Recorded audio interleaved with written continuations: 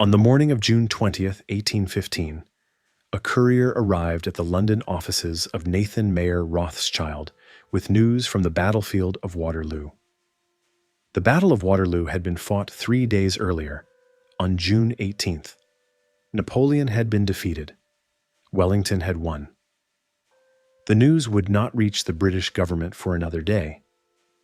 But Nathan Rothschild had his own courier network, a private intelligence system that he had built specifically to give him information faster than governments could obtain it.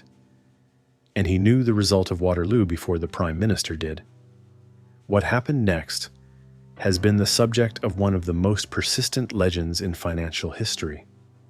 According to the legend, Rothschild went to the London Stock Exchange that morning and began selling British government bonds, consols.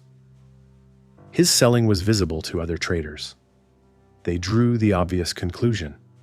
If Rothschild was selling British bonds, Napoleon must have won. They began selling too. The price of consols collapsed. Then, at the last moment, when the price had fallen as far as it could go, Rothschild reversed. He bought everything he could at the bottom of the market. When the news of Wellington's victory arrived and the price of consols recovered, Rothschild had made a fortune. The legend is more complicated than the simple version suggests, and historians have disputed both the mechanism and the scale of the profit. But the core of the story, that Nathan Rothschild possessed information faster than the British government, that he used this informational advantage to trade in British government securities, and that he profited enormously from the outcome of Waterloo, regardless of which side won, reflects something genuinely true about the Rothschild financial operation during the Napoleonic Wars. The Rothschilds had, by 1815, built a financial system that was positioned to profit from the war, regardless of its outcome, because they were financing both sides, because their courier network gave them informational advantage over everyone else in the market, and because the specific financial instruments they had developed for moving money across war-torn Europe had made them indispensable to governments that could not function without access to international capital. Nathan Mayer Rothschild was one of 5 sons of Mayer Amschel Rothschild, the founder of the Rothschild dynasty, who had built a successful coin and antique business in the Frankfurt ghetto in the second half of the 18th century. Mayer Amschel had recognized that the emerging world of government finance, the world in which states needed to borrow money on an unprecedented scale to fund the wars that were becoming ever more expensive as armies grew larger and weapons more sophisticated, was the business opportunity of the age. He had positioned himself as a financial agent for German princes and nobles, managing their investments and their court finances, and had built relationships with the aristocratic clients, whose patronage was the foundation of the early Rothschild business. His genius was specifically in the deployment of his family as a financial network. He sent his 5 sons to the 5 most important financial centers of Europe: Amschel to Frankfurt, Salomon to Vienna, Nathan to London, Karl to Naples, James to Paris. Each son established a banking house in his city.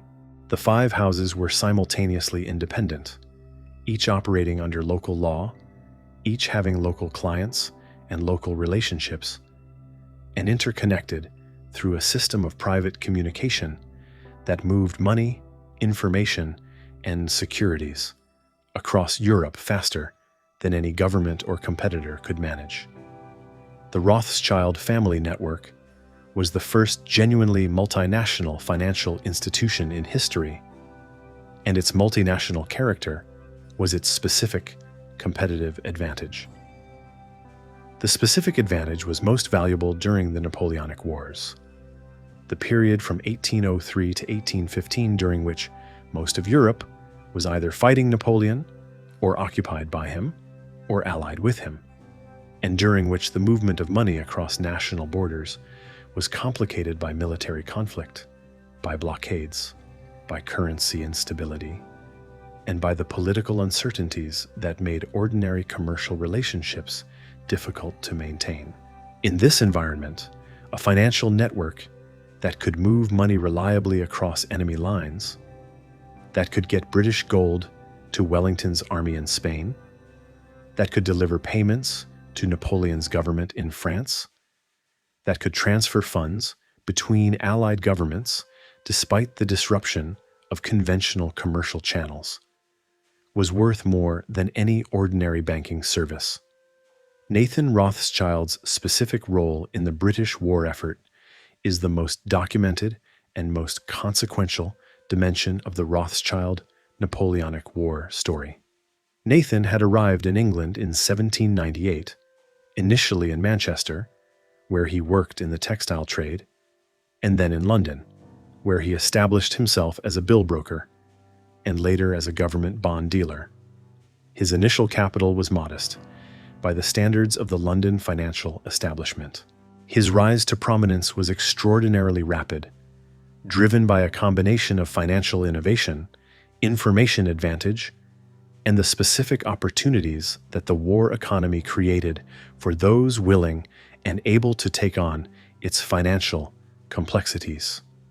The specific transaction that established Nathan Rothschild as a major player in British government finance was the Wellington subsidy operation of 1814. The British government needed to get gold, physical gold coin, to Wellington's army in Spain and Portugal. The Peninsula Campaign was consuming gold at a rate that British logistics could not easily manage. Getting gold from Britain to Spain through French-controlled or French-threatened territory was a logistical and financial challenge of the first order. Nathan Rothschild proposed a solution. He would use the Rothschild family network to purchase gold across Europe, in France, in Holland, in Germany, and have it moved to Spain through commercial channels that crossed the military front lines, using a combination of legitimate commercial cover and the specific relationships that the Rothschild network had built in every country. The operation was authorized by the British government and executed with remarkable efficiency. Nathan purchased gold from the East India Company in London, shipped it to his brother James in Paris, who used it to purchase bills on the Spanish financial houses that Wellington's army could then redeem in Spain. The operation moved millions of pounds sterling worth of gold across a continent at war. It demonstrated that the Rothschild network could do what no single national banking house could do: operate simultaneously in multiple countries, using the commercial and financial relationships of each country office to accomplish transactions that national barriers would otherwise prevent. The role of James Rothschild in Paris during this operation is the dimension that most clearly illustrates the Rothschild's specific position as financiers of both sides. James was operating in Napoleonic France at the same time that Nathan was financing Britain's war effort against Napoleon. The gold that Nathan purchased for the Wellington subsidy passed through James's hands in Paris. James was using his French banking relationships with French commercial houses, with French government officials, with French financial markets, to facilitate the transfer of British gold to British armies fighting against France. This was not simply neutral financial intermediation. It was the use of French commercial infrastructure to supply Britain's military effort against France, conducted by a member of the Rothschild family who was simultaneously maintaining his position in the French financial market. The Rothschilds were not unique in operating across the lines of the Napoleonic conflict. The financial markets of the period, particularly the bill market, in which traders discounted commercial paper from multiple countries, routinely involved transactions that crossed political and military boundaries. The specific character of financial instruments, bills of exchange, government bonds, letters of credit, meant that they could be transferred across borders in ways that physical goods could not. The distinction between trading with the enemy and financing the enemy's enemy was not always clear in practice. But the Rothschilds were unusual in the scale, the sophistication, and the deliberateness of their cross-border operations. They were not simply taking advantage of opportunities that arose in the normal course of business. They were actively building and managing a system specifically designed to operate across the boundaries of the Napoleonic conflict. And they were doing so with a sophistication that no other financial institution of the period could match. The question of whether they were financing both sides simultaneously, or financing one side through the territory of the other, or simply performing neutral financial intermediation that happened to benefit all parties. This question is not simply resolvable from the historical record. But the structure of their operations made the distinction largely irrelevant in financial terms. They were positioned to profit from the war, regardless of its political outcome. Napoleon's continental system, his attempt to blockade British trade with Europe, was, paradoxically, one of the most important factors in the Rothschilds' rise to prominence. The continental system required that goods and money move across the European continent through unofficial channels rather than through normal commercial networks. The Rothschild family network, which was designed precisely to operate through unofficial channels across national boundaries, was ideally positioned to provide the financial services that the continental system's disruption of normal commerce required. The smuggling of British goods into continental Europe that the continental system nominally prohibited was facilitated by financial networks that could move money without moving goods. And the Rothschild bill operation was precisely such a network. The specific structure of the Rothschild financial network, 5 brothers in 5 cities, connected by a private courier system operating under 5 different national jurisdictions, gave it a resilience and a flexibility that single country banking houses could not replicate. If one city was occupied, or one country changed sides, the network could reroute transactions through the other centers. If one government imposed restrictions on capital flows, the transactions could be structured through a different jurisdiction where the restrictions did not apply. The multinational structure was not simply a commercial convenience. It was a deliberate system design that made the Rothschild network resistant to the political disruptions that were the defining feature of the Napoleonic period. The courier network that gave Nathan Rothschild advance information about Waterloo was the most tangible expression of this information advantage.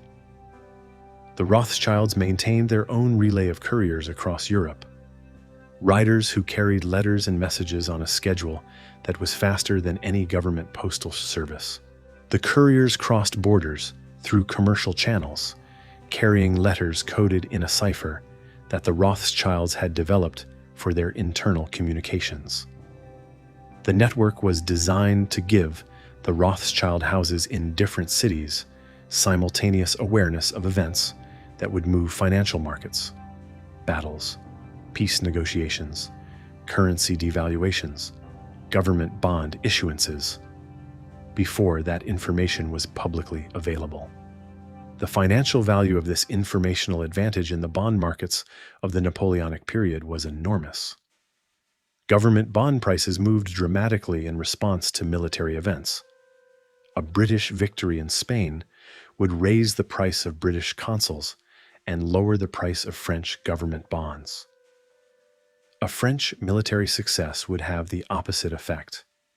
A trader who knew the outcome of a major battle before other traders would know with high confidence which direction bond prices would move. He could position himself accordingly and profit from the market movement as it occurred. Nathan Rothschild's Waterloo trade, whatever its specific mechanism, was an expression of this informational advantage applied to the most dramatic single event of the Napoleonic Wars. The post-Waterloo world was the period of the Rothschilds' most dramatic expansion and most consequential financial activities. The Congress of Vienna, which redrew the map of Europe in 1815, created the specific diplomatic and financial landscape in which the Rothschilds would operate for the next half-century. The restoration of the Bourbon monarchy in France required financial management. The reparations that France was required to pay, first to the Allied powers, and then under the terms of the 1815 peace settlements, required financial intermediation. The loans that the newly restored European monarchies needed to stabilize their finances after years of revolutionary and Napoleonic disruption required underwriting. The Rothschilds were positioned to provide all of these services, and they did so on a scale that made them the dominant force in European government finance for the next several decades. The reparations management is the most specific example of how the Rothschilds profited from both sides of the Napoleonic conflict in its aftermath. France was required to pay 700 million francs in war reparations to the Allied powers. The Allied powers were simultaneously the Rothschilds' clients: Nathan in London, Salomon in Vienna, James in Paris. The Rothschilds arranged the financial structure through which France paid its reparations and through which the Allied powers received them, extracting fees and commissions from both sides of the transaction. They were simultaneously managing French government finances and Allied government finances, using the position of their 5 houses to intermediate between the parties. James Rothschild's specific role in post-Napoleonic France illustrates the Rothschild transition from war financiers to peacetime government bankers with particular clarity. James had operated in Paris during the Napoleonic period under some difficulty. He was a foreign Jew operating in a country at war with his other family members' clients. After Waterloo, he built the most significant private banking house in France, becoming the primary financial agent of the restored Bourbon monarchy, and then of its successors. The French government's finances, its bond issuances, its debt management, its international financial transactions, passed through the Rothschild Paris house for the next generation. James Rothschild became one of the most powerful figures in French financial and political life, his influence extending far beyond what any formal title or institutional position might have suggested. The specific mechanism through which the Rothschilds translated their Napoleonic War profits and prominence into lasting financial dominance was the government bond market. In the first half of the 19th century, the primary business of the major European banking houses was the underwriting and distribution of government bonds, the loans that states needed to borrow from private investors to finance their expenditures. The Rothschild family network, with its 5 houses in the 5 most important financial centers, was uniquely positioned to distribute government bond issues across Europe simultaneously. No single national banking house could distribute bonds across 5 countries. The Rothschilds could and did. The specific financial innovation that the Rothschilds introduced, or more precisely, that they systematized and scaled, was the International Bond Syndicate. A government that wanted to borrow money internationally would engage the Rothschilds to organize the issue. The Rothschilds would price the bond, divide the issue among the 5 houses, and sell portions to investors in London, Vienna, Frankfurt, Naples, and Paris simultaneously. The international distribution reduced the cost of capital for borrowing governments, because it tapped a larger pool of investors than any single national market. And the Rothschilds extracted a commission on both the initial sale and the subsequent trading of the bonds, which their network facilitated. The political power that this financial centrality gave the Rothschilds was genuine and substantial. A government that needed to borrow money, and virtually every European government in the first half of the 19th century needed to borrow money, had to maintain its relationship with the Rothschilds. Governments that offended the Rothschilds, or whose credit the Rothschilds judged to be inadequate, found that they could not access the European capital markets on reasonable terms. The Rothschilds were not a government and did not have armies or diplomatic missions, but their ability to provide or withhold access to international capital gave them leverage over governments that was, in specific financial contexts, more powerful than any diplomatic instrument. The specific cases in which the Rothschilds exercised this leverage are the most dramatic illustrations of the family's political power. The most famous is the case of Brazil in 1824, when the Rothschilds refused to participate in a Brazilian government bond issue until Brazil abolished the slave trade, or more precisely, until Brazil agreed to the conditions that the British government had imposed on Brazilian credit, which included the abolition commitment. The Rothschild refusal was not primarily humanitarian in its motivation. It reflected the Rothschilds' judgment that a Brazilian bond issue unsupported by British government endorsement would not sell in the London market, and the British government's endorsement was conditional on Brazil's acceptance of its political demands. The Rothschilds were the transmission mechanism through which British diplomatic pressure was translated into financial pressure on Brazil. The anti-Semitic conspiracy theories that have attached themselves to the Rothschild name since the 19th century are the toxic distortion of a genuine historical phenomenon.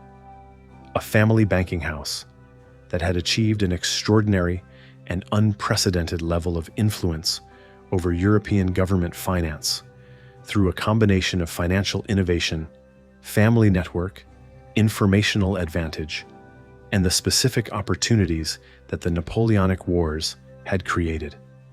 The conspiracy theories that the Rothschilds control all governments, that they engineered wars to profit from them, that their power is hidden and malevolent, are false in their specifics and poisonous in their implications.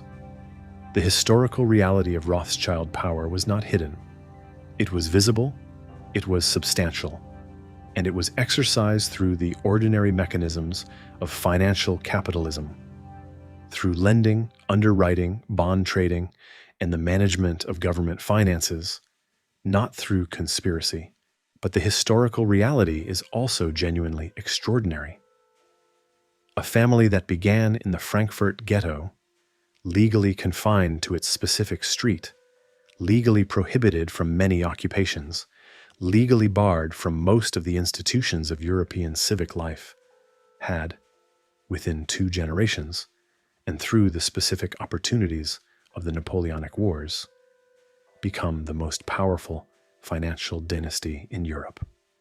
Nathan Rothschild, who had arrived in England in 1798 with modest capital and no connections, had by 1815 become the most important figure in the London bond market. James Rothschild, who had arrived in Paris in 1811, had by 1830 become the dominant figure in French government finance. The speed and the scale of the ascent were genuinely remarkable, and they were products of the specific combination of family network, informational advantage, and Napoleonic opportunity that the historical moment had created. The Waterloo legend persists because it captures something true about Nathan Rothschild's financial character. The combination of information advantage, risk tolerance, and market sophistication that made him the dominant figure of his era. Whether the specific mechanism of the legend, the selling, the crash, the reversal, is literally true, is less important than what the legend reveals about how contemporary observers understood Rothschild's power. They understood it as the product of superior information and superior nerve, of knowing more than other people knew, and being willing to act on that knowledge with a decisiveness that other people could not match. This understanding was essentially correct, even if the specific legend was embellished. Nathan Rothschild died in 1836, at the age of 58, of an infection following a minor surgical procedure, the kind of death that antibiotics, which were still a century away, would have prevented. He had transformed the London bond market, had financed the British war effort against Napoleon, had accumulated a fortune that made him one of the richest men in England, and had established the foundations of a financial dynasty that would remain among the most influential in Europe for the following century. His funeral was attended by representatives of every major European government, an extraordinary tribute to a man who had never held any public office and who had no formal claim on governmental respect. The attendance reflected the government's recognition of a simple fact.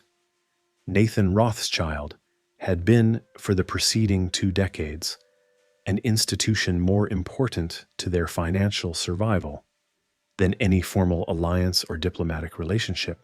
What historians get wrong about the Rothschilds and the Napoleonic Wars is the binary framework, the assumption that financing both sides of a conflict requires choosing between them, that it implies a betrayal of one or the other or both.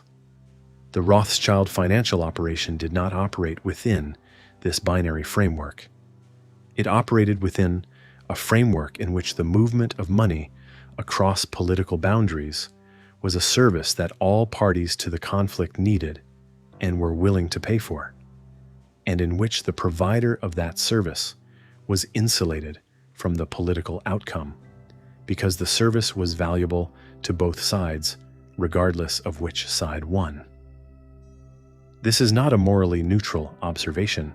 There are genuine questions about the ethics of profiting from both sides of a conflict that killed millions of people, about whether the financial intermediation that the Rothschilds provided was simply the provision of a service, or whether it was a form of complicity in the violence of the conflict itself. These questions do not have simple answers, and the historical record does not resolve them. What it does establish is that the Rothschilds understood the distinction between financial interest and political allegiance with a clarity that was unusual for their time, and that they built a financial institution specifically designed to exploit this distinction.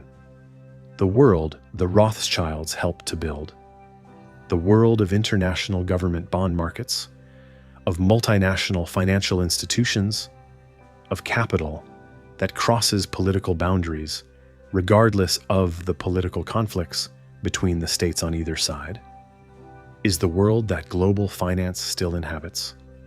The specific innovations that the Rothschild family network introduced, the international bond syndicate, the private courier network for financial intelligence, the multinational banking structure, were the prototypes of the institutions and instruments that govern international finance today. The Rothschilds did not simply profit from the Napoleonic Wars. They built, in the process of profiting from them, the architecture of modern international finance. If this story changed the way you think about the relationship between financial power and political power, about how financial institutions can operate across the boundaries of political conflict, and who benefits when they do, subscribe. Every week we go deep on the specific people and the specific institutions and the specific innovations that built the financial world we live in. Drop a comment below on whether you think the Rothschilds were financial geniuses, war profiteers, or both. I read everyone. I'll see you in the next one.